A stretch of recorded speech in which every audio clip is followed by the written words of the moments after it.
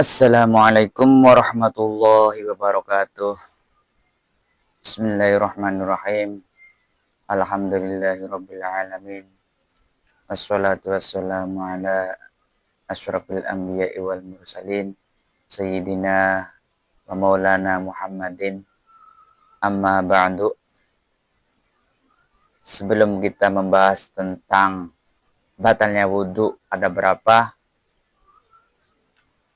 kita ngopi dulu.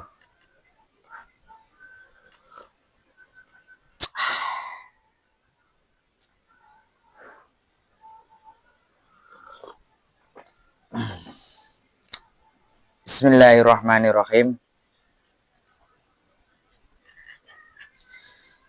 Sebenarnya batalnya wudhu itu ada berapa? Kok ada yang bilang 4, ada yang bilang 6? Ya sebenarnya itu tergantung kita mengikuti imam yang mana. Imam Syafi'i, Imam Hanafi, Imam Maliki, dan Imam Hambali. Inilah menjadikan perbedaan pada fasal batalnya wudhu kali ini. Tapi karena saya mengikuti Imam Syafi'i, jadi batalnya wudhu yaitu ada 4. Apa-apa saja. Jangan lupa like, komen, dan subscribe. Yang sudah like, komen, dan subscribe, terima kasih banyak.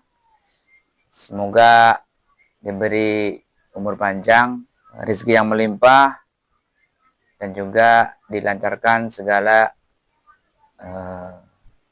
urusannya. Amin amin ya rabbal alamin. Oke, selanjutnya mari kita bahas satu persatu. Nomor 1 dari batalnya wudhu yaitu sesuatu yang keluar dari 2 jalan, kubul dan dubur. Ini adalah pembatal wudhu yang paling utama dan disepakati oleh semua ulama.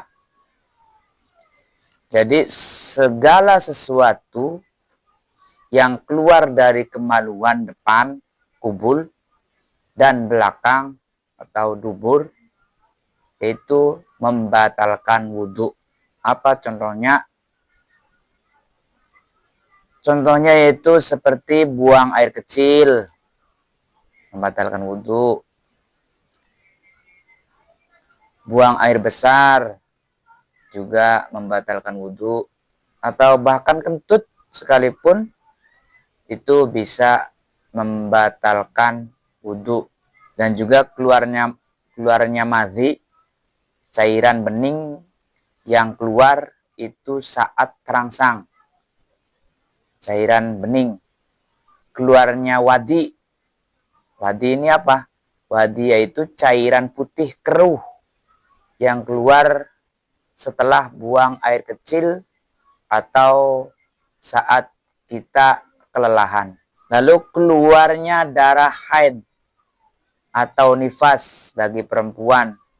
Ini juga mewajibkan mandi besar. Dan perlu diingat, keluarnya mani tidak membatalkan, melainkan mewajibkan mandi besar. Yang kedua dari batalnya wudhu yaitu hilangnya akal, tidur pulas, pingsan, atau mabuk. Kondisi hilangnya kesadaran penuh membatalkan wudhu karena orang tersebut tidak dapat menyadari jika ada sesuatu yang keluar dari tubuhnya.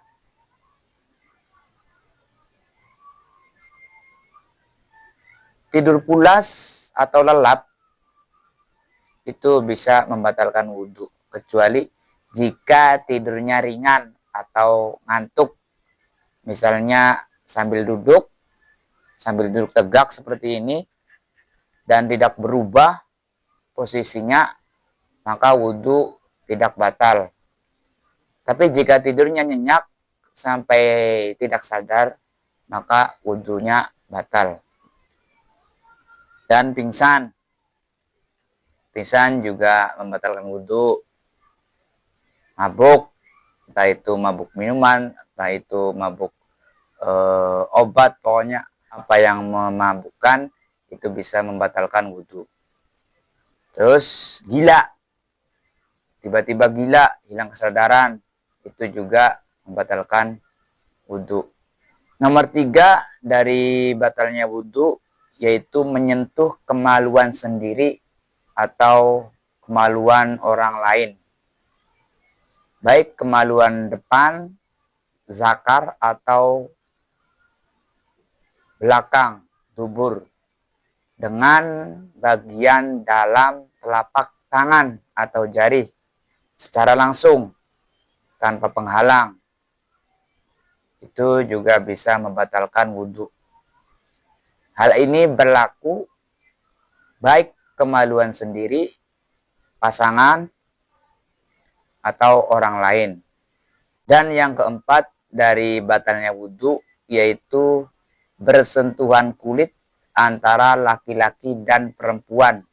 Lalu ada pertanyaan, kalau kita menyentuh anak kecil atau disentuh anak kecil, bagaimana? Apakah dapat membatalkan wudhu? Nah, ini jawabannya, sentuhan kulit menjadi batal jika orang yang disentuh atau yang menyentuh sudah dianggap dapat membangkitkan syahwat secara umum, yang seringkali dikaitkan dengan usia tamyiz atau baligh. Menyentuh anak kecil yang belum mencapai usia tamyiz umumnya tidak membatalkan wudhu. Karena apa? Karena dianggap belum ada potensi syahwat yang muncul. Beberapa ulama menyebutkan batasan usianya yaitu sekitar 6 tahun ke bawah.